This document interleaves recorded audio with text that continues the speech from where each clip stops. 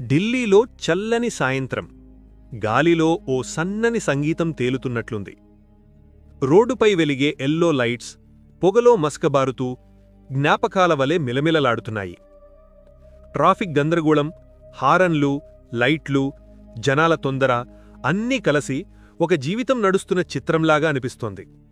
ఆ గుంపులో ఒక నల్ల కారు రెడ్ సిగ్నల్ దగ్గర ఆగింది. కారు లోపల ఉన్నది రాధ. వయసు 25 సంవత్సరాలు. చాలా అందంగా ఉంటుంది. బ్రాండెడ్ బట్టలు, హీల్స్, ఖరీదైన పర్సు. కాని ముఖంలో చిరునవ్వు కనిపించదు. ఆమెకు ఎంత డబ్బు ఉన్నా మనసో మాత్రం ఖాళీగా ఉన్నట్లుంది. ఆమె కిటికీ బయటకు చూసింది. రోడ్డుకి అటువైపు ఓ వంగిన కరెంటు పోల్ కింద ఒక భిక్షుకుడు కూర్చున్నాడు. అతను వచ్చిపోయేవారిని భిక్షమడుకుంటున్నాడు. చలి చాలా ఎక్కువగా ఉంది. అతని పెదవులు చలికి పగిలిపోయాయి. పాత దుప్పట కప్పుకుని వణుకుతున్నాడు. ముందు ఉంచిన చిన్న గిన్నె ఖాళీగా ఉంది. రాధ కొద్దిసేపు అతన్ని చూస్తూనే ఉంది. ఆ కళ్లల్లో ఏదో బాధ తళుక్కుమంది. డ్రైవర్ అన్నాడు, మేడం, వీళ్లని చూస్తే మీకు ఏమవుతుంది? రోజూ ఇదే దృశ్యం. రాధ ఏం మాట్లాడలేదు. కారు తలుపు తెరిచింది. చల్లని గాలి ముఖంకి తాకింది. జుట్టు గాలిలో ఎగిరింది. డ్రైవర్ గాబరాగా, మేడం, బయటికి వెళ్తారా? చలి చాలా ఎక్కువగా ఉంది అనన్నాడు. కాని రాధ నిశ్శబ్దంగా రోడ్డు దాటి ఆ భిక్షుకుడి దగ్గరికి వెళ్ళింది. ఆమె ముందు వంగి మృదువుగా అడిగింది, నీ పేరేమిటి? భిక్షుకుడు కొద్దిసేపు చూశాడు. కళ్లల్లో అలసక, కాని లోతైన ప్రశాంతత ఉంది. తరువాత మృదువుగా అన్నాడు, పేరెందుకడుగుతారో అమ్మా? జీవితం అన్నీ తీసుకుంది. ఇప్పుడు శ్వాసే మిగిలింది. ఆ మాట రాధ మనసును తాకింది. ఆమె బ్యాగ్లో నుండి ఒక ఉన్ని సాలువ తీసి అతని భుజాలపై కప్పింది. భిక్షుకుడి కళ్లల్లో ఆశ్చర్యం.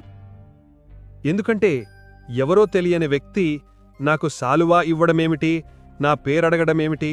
సిగ్నల్ గ్రీన్గా మారింది. డ్రైవర్ కారు దగ్గర్నుండి, మేడం, త్వరగా రండి అని పిలుస్తున్నాడు.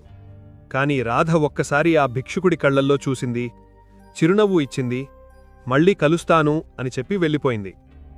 కారు ముందుకు సాగింది. కాని ఆమె చూపు మాత్రం వెలికే నిలిచిపోయింది. ఆ వృద్ధుడు దూరమవుతున్నప్పుడు రాధ మనసులో ఏదో అయ్యింది. ఇంటికి చేరిన తర్వాత పెద్ద బంగ్లా, ఖరీదైన ఫర్నిచర్, సేవకుల శబ్దాలు.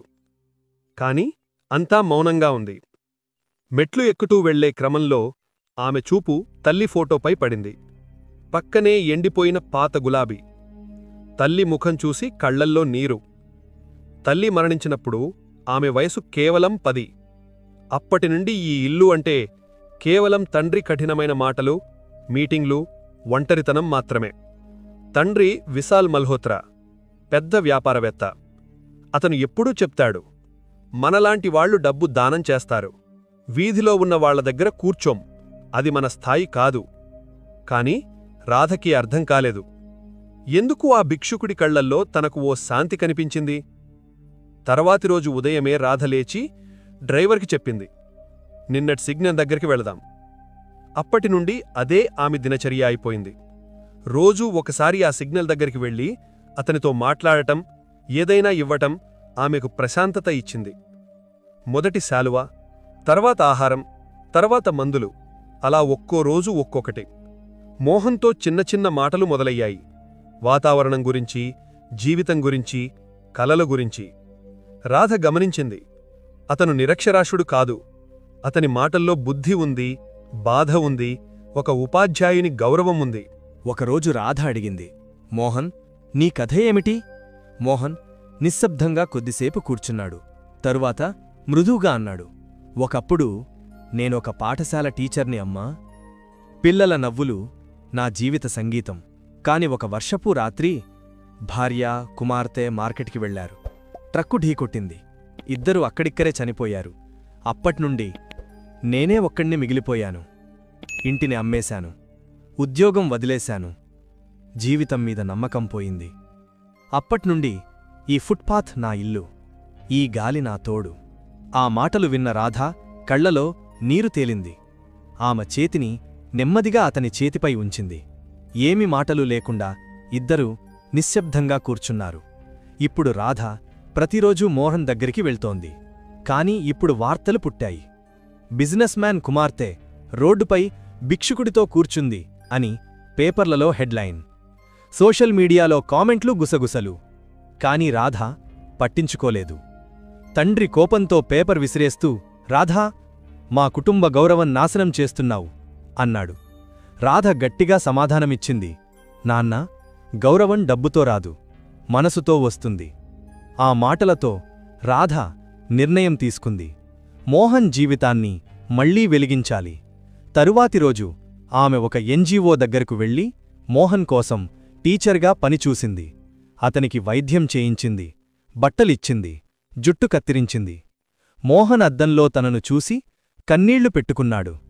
నేను ఎవరికీ ఉపయోగపడను అమ్మా అన్నప్పుడు రాధ చిరునవ్వుతూ, నీలాంటివాళ్లు నేర్పేవాళ్లు ఎప్పుడూ ఉపయోగపడనివారు కాదు అంది.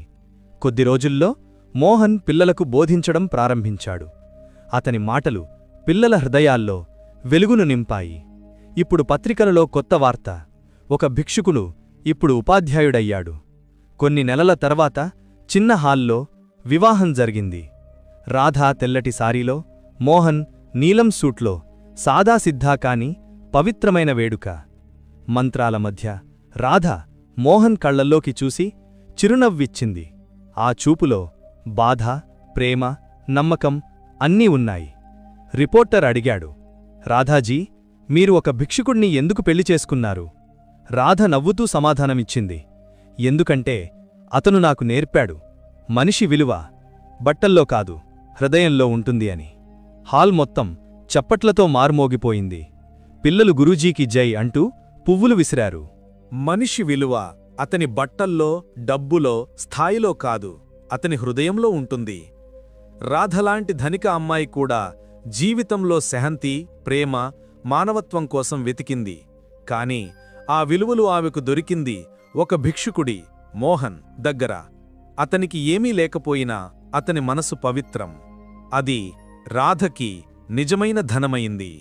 మానవత్వం అంటే మనం ఇవ్వగలిగిన దయ, పంచగలిగిన ప్రేమ. డబ్బు, కీర్తి, స్థాయి ఇవన్నీ తాత్కాలికం. కాని ఒక మంచి హృదయం మాత్రం శాశ్వతం. ఈ కథ మీ హృదయాన్ని తాకితే ఒక లైక్ ఇవ్వండి. మరిన్ని ఇలాంటి హృదయానికి హత్తుకునే కథలు వినాలంటే ఛానల్ని సబ్స్క్రైబ్ చేయండి.